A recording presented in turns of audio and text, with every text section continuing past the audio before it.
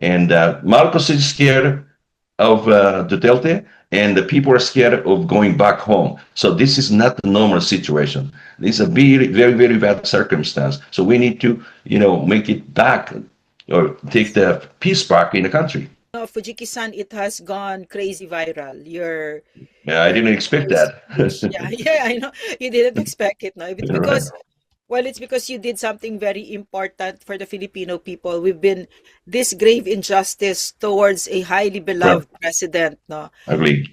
It no longer is a domestic issue. It is an international issue because it involves now Indeed. the International Criminal Court, and of course, because it is a crime against humanity, what was done against him by the sitting president Bongbong Marcos. Mhm. He weaponized the ICC against a highly beloved president and for political and nefarious reasons. So, Fujiki-san, if you Yep. don't mind, how did you find out about this issue? Oh, very good question. First of all, even after their term, Duterte administration, he has a great influence over the whole nation Yeah. compared to the current administration, right? Yes, So yes, current administration is very much fear about influence of the Duterte, although Marcos is the president, yeah, but still the people are not um, thinking that he's a legitimate president, although he was elected. yeah, So this is one of the reasons that Marcos is trying to do something against Duterte. And now Duterte is really facing a hard time. But I think he is aware of it, and he know from the beginning what will be happen. And but he put his life on the line for the yes. country. So he's a real man. That's Yes, why yes, this is correct, my take. correct. Yeah, Fujiki-san, yeah, his war on drugs, which is the point of contention, the issue that was being right, raised by right. Bongbong Marcos is actually a legitimate government program that was highly Hmm. popular, highly successful, so that 88, somewhere like 88 to 96% of Filipinos approved of it Wow. because Yeah, yeah. we really experienced the Mhm. benefits in our life. For the first time, crime rates were cut into half for the first 6 months. Yeah. That's great. And I actually I'm taking care of the Filipino community in Japan, right? Yes. And Oh, recently they are start saying that we don't want to go back to my home country. yeah. So I asked them why.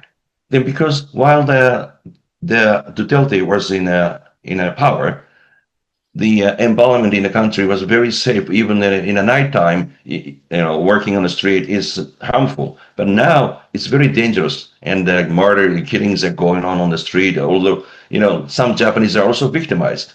Yes. While they, Yes. yeah, so this is a very shameful things for the Philippine, and also Philippine is recently considered as a terrorist supporting nation Yes.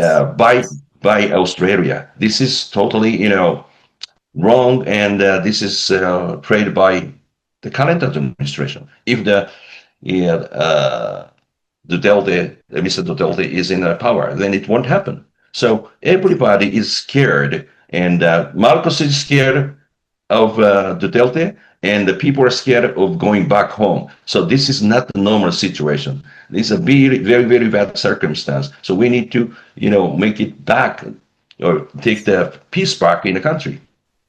Um, Fujiki-san, what makes it even more serious, no, is that Hmm. there are a lot of serious issues against the ICC now. Recently, there was Yeah. an expose by 18 former soldiers who were the bodyguards of the chair of the Yeah. Appropriations Committee, and the expose involved the exchange of money with the ICC. No, in other Yeah. words, they were wined and dined to the tune of $2 million. And one other Mm. issue, one other issue, Fujiki, is that um, the ICC has already been infiltrated by the communist terrorist organization, the CPP-NPA-NDF, which is the 17th deadliest terrorist organization in the world. So that you can see very actively. Now, very actively, you can see the face of one of their operatives, Christina Conti, and the CPP, NPA, NDF has already, when the ICC members came to the Philippines, they met with the top leaders of this terrorist organization inside prison, and it was arranged by Bongbong Marcos, his administration. So the IC, therefore, the what you did in the UN is very important because the ICC is now being weaponized against the political foes, the political weapons of sovereign countries, and they take away our sovereignty. Fujiki, I loved it so much. We loved it so much when you spoke for us and you said you mentioned sovereignty. Could you please Yeah, that's right. expound on that? It's violating the sovereignty, definitely. Yes, yeah. Uh, Because the internal politics of Philippines have to be decided by the Filipino people, not the other other force, right? And they're, as you said, it's a weapon. Totally, they're weaponizing. And you see that President Trump of the United States, he said he will not fund to that, and he will not accept anything. And there is no jurisdiction over the United States. And on the other hand, President Putin, also wanted 9 judges and prosecutors as a criminal, and yes. he issued an arrest warrant. See, so this is not it's really illegitimate organization. And first of all, I'm going to the United Nations all the time, right? And Yes. I bring the issues which cannot be solved within the country. Okay, so you have to bring it to the local court first of all. If anything happened, then you have to fight up to the Supreme Court. Even the Supreme Court, the bad decision, then you can bring it to the international body like ICC or Interpol or the United Nations. Right? This is a basic rule. However, the Marcos administration broke this rule. There is no court cases, hearings are done in Philippines, right? Yeah. So Yes. that means Philippine court, no, ICC is superior than Philippine court, right? So that means Yes. there is no sovereignty on Philippines. So Yeah. Marcos abandoned his sovereignty by himself. This is what I take. Fujiki, the first characteristic of a sovereign nation is the presence of a strong judiciary.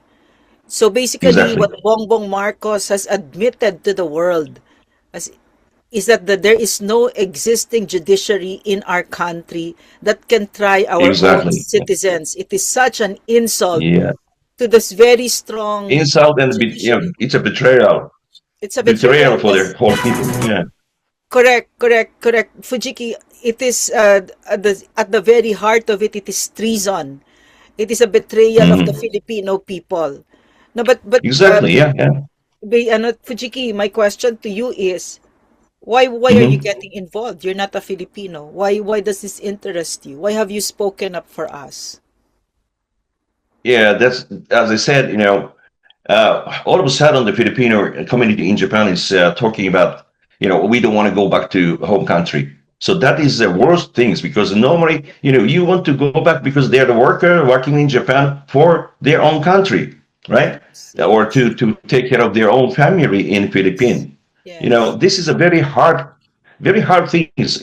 Some women or a man, they are separated from the family in Philippines and working in Japan for their for family, right? But they say it's really fearful or it's really dangerous to going back home. So I was thinking, we have to do something because they are not proud of their country anymore at this moment. Yes. So I've listened a lot of outcries from the Filipino society in Japan. So I was thinking, what should I do? What can I do? And then as I said, I'm regularly 1 year time. Within the 1 year, I'm traveling here in Geneva at least 3 times to 6 times in a year to attend Human Rights Council meetings or treaty bodies. meetings. So maybe I can bring it to the attention from the international society, because this should not be happen. And as I said, Bongbong Marcos is abandon their own people, their own judicial system, and then just hand it, surrender to the ICC. Okay, so he's saying that what means is he's saying that he just wants to be a leader, but no responsibility. We don't do anything.